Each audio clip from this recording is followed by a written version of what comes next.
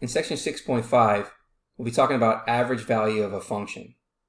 Now, it is easy to calculate the average value of finitely many numbers from y1 all the way to yn. And so we would take y-average would take y1 plus y2 over the number of numbers that you would have in the numerator.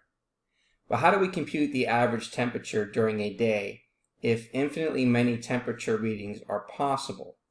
Now, if we look at figure 1, it's going to show the graph of a temperature function t of t, where t is measured in hours and t, capital T, is in degrees Celsius.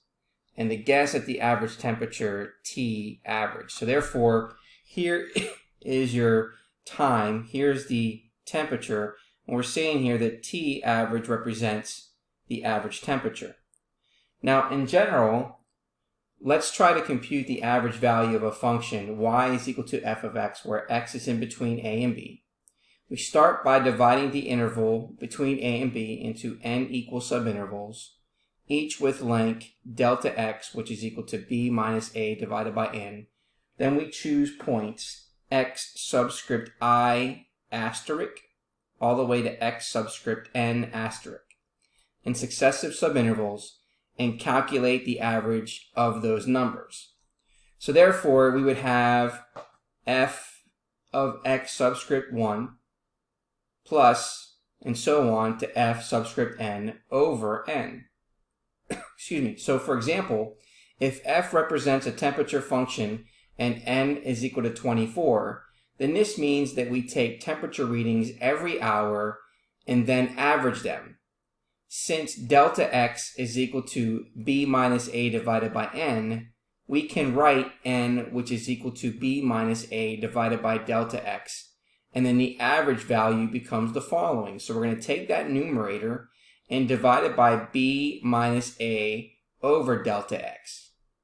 And now what happens is it's going to equal 1 over b minus a. We're taking f of x subscript 1 asterisk and multiplying it by delta x. And then eventually we're going to multiply every function of x subscript n times delta x, which then would give us a summation. So we would have 1 over b minus a of I is equal to 1 to n, f of x subscript I times delta x. Now, if we let n increase, we would be computing the average value of a large number of closely spaced values. So, for example, we would be averaging the temperature readings taken every minute or every second.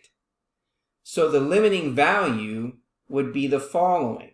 So as the limit as n approaches infinity of this summation, it would then equal 1 over b minus a of the integral that goes from a to b of that function dx, by the definition of a definite integral.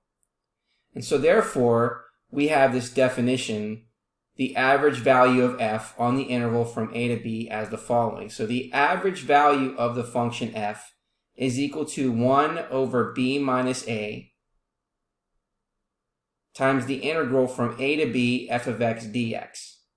Now, for a positive function, we can think of this definition as saying the area divided by the width is equal to the average height.